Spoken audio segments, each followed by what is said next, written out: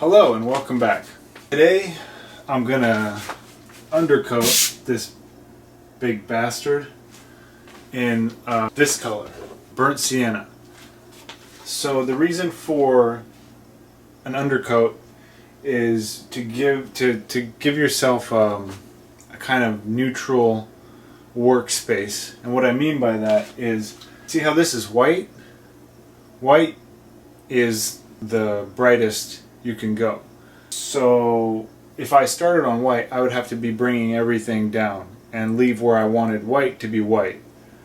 But if I want to be able to give myself the freedom of painting with white to bring out, lighter areas, I should start with a darker, workspace. So a good color to start with is brown, and this is burnt sienna. This is from my nice bags of oil and acrylic paints that I have inherited throughout the years. Oh look, it's another burnt sienna right there. Nice. Okay, so without further ado, I'm gonna grab one of these. I think this one because I have less of it, and I don't know how. Oh, 1982. 1982, very nice. Wow, in 1982 this was $7.50? No, come on. What would that be in today's money, like $100?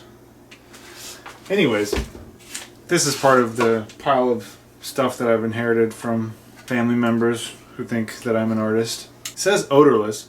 There's an odor. Definitely an odor. I would describe it as like melty plastic odor. Just kidding. Yeah, don't drink turpentine. I think it's supposed to give you like a wicked headache too, so I'll report back on that later. I guess right now what I'm gonna do, let's see, these dusty old palettes. This one's got paint on this side. I'll use the clean side. Nice and clean. Get a little bit of this jazz on there. So since this is pretty big, I don't know how much of this is barely coming out. Mind you, this paint is quite old, I would assume. Made in USA. Yeah, that's how you know it's old, because it's made in USA. And all the label is flaking off too. That's another good indicator of age. I'm going to use both hands. Okay, so what's happened is the actual whatever lead casing is starting to crack, or whatever this crap is made out of. What I'm going to do is, I think I'm just going to cut into it. I'm going to do a little C-section and get this baby out of here. Yeah, this is exactly what you're supposed to do with old paint. Instead of throwing it away, you're supposed to cut into it and extract it. Alright, here we go. Oh yeah, that's good. That's how you know. Oh yeah, that's good paint. Anyways, alright, so we've got alright, beautiful paint right here. Just put a little bit of this on the palette and we'll be ready to go. Oh my god. It's like a brownie. Alright. Let's slap that on there. Doesn't look like a turd at all. So now we'll be taking this poopy and we'll be drenching it in some turpenoid. Oh boy. I hope it sticks to the... Come on. If this paint doesn't work, we'll use the other one that I found in the bag. Maybe we can just kind of... I'm going to go out on a limb here and say it's not really working. I think it might be past its expiration date. Maybe. Okay, well, that was fun. Let's try the new paint. Alright. Burnt sienna. Made in USA. Alright, this is probably also old. It feels squishy. So, ooh. Sometimes with these old paints, the cap really doesn't want to come off. Bash it around a little. That sometimes loosens it up. Not in this case. So, what we're gonna do in this case is grab our little scissors here and just give it a quick... It's a boy. Alright, let's get a little bit of this on there. Ooh, oh yeah. Look at that.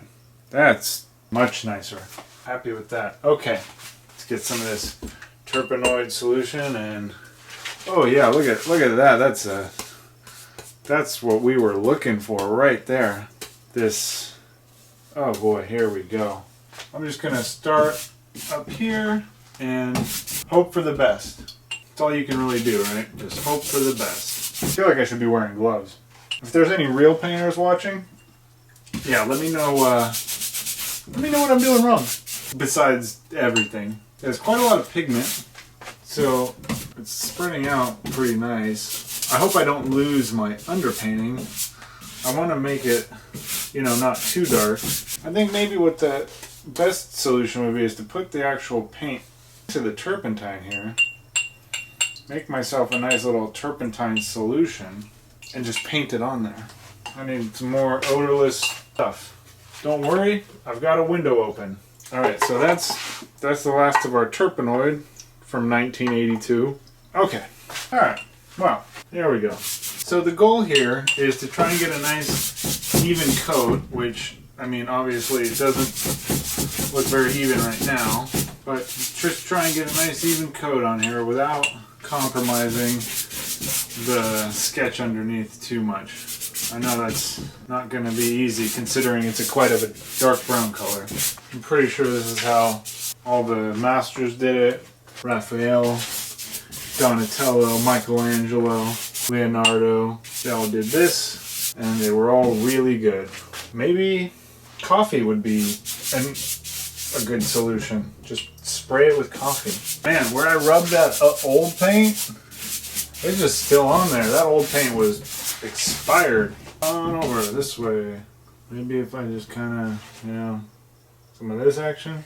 No. Oh, there we go.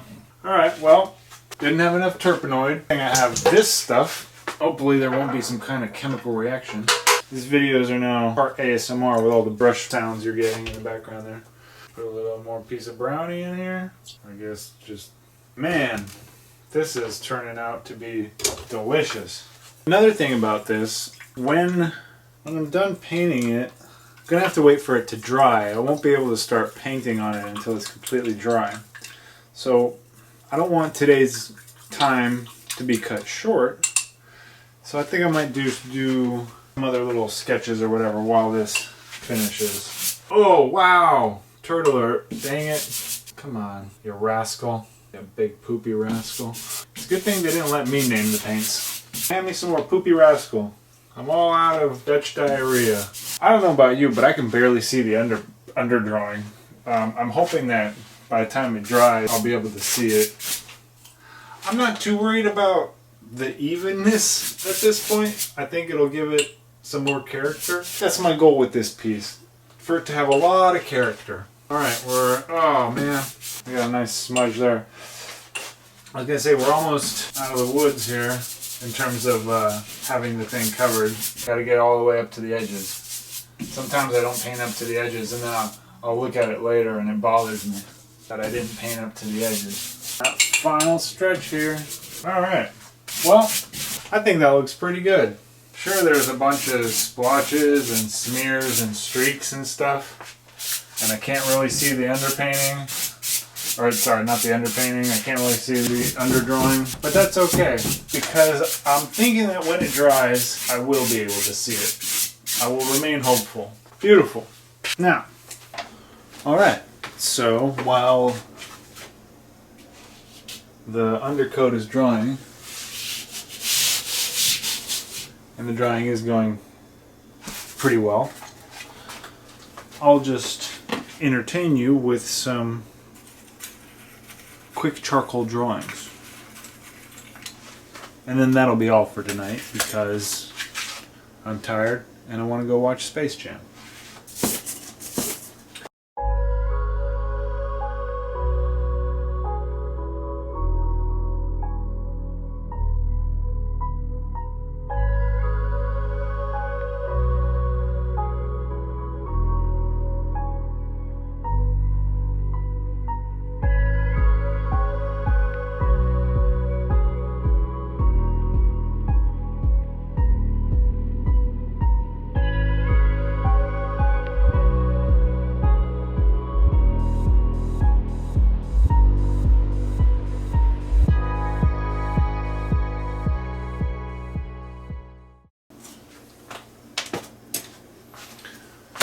Okay, thank you for joining me for day 23 of this journey that I'm on, called making art in my garage late at night. I will see you tomorrow. How interesting. I'm learning so much.